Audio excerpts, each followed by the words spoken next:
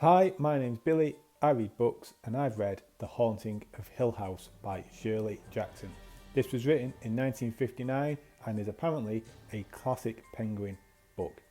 Now, I don't know what books Penguin classify as being classics, but in my view, it wouldn't be this. Now, I know that's me not being fair because this book was written in 1959 and at the time, this may very well have been one of the very first haunted house type of books. However, I don't read haunted house books. I don't watch haunted house films. I don't watch horror films.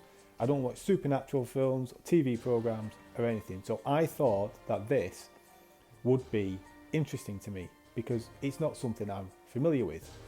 However, I'm guessing, being in my mid-40s, that pop culture and just general references of what a haunted house is means I kind of get the idea. I know what a haunted house would be like. And this book doesn't do anything new or different to those ideas or preconceived conceptions that I have. If I was to do a spoiler-free review, just telling you what the plot of this book is about, spoiler-free, it would be this. Hill House is haunted. There you go. You don't really need to read the book. Hill House is haunted. Have you any idea what a haunted house may do? There you go. You don't need to read this book. Have you any idea what it might be like to stay in a haunted house? Well, there you go. You don't need to read this book because everything that you probably think, just in your mind like that when I ask those questions, happens in this book. And there's nothing scary. I mean, maybe it's just because I'm in my mid-40s and very little scares me or bothers me other than spiders. Don't like spiders.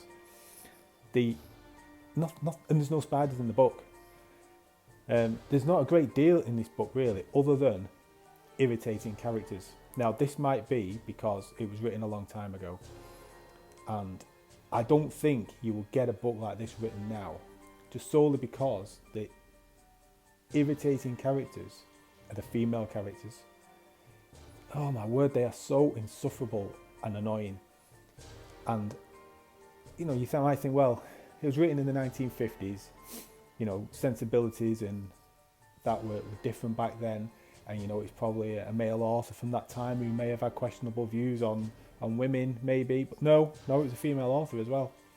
So it was a female author writing really, really irritating, dumb female characters. The male characters were all right,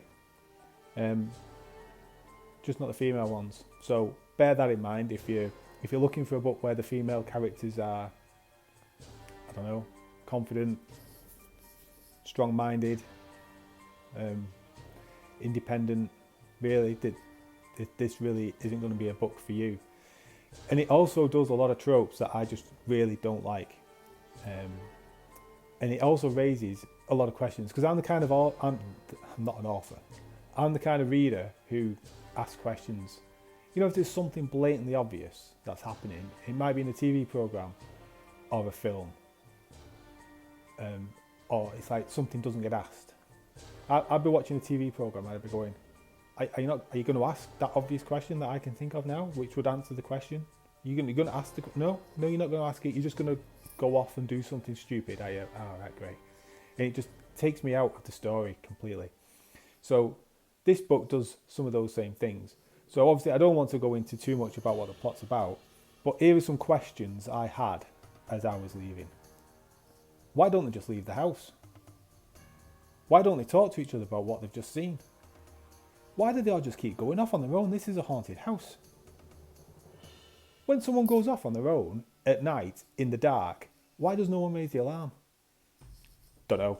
Don't know why any of these things happen. You know, you just have a really horrendous experience and you get scared out your wits, and then you come back to meet other people who you're staying with and you don't talk about it and you don't tell anyone about it, so no one knows.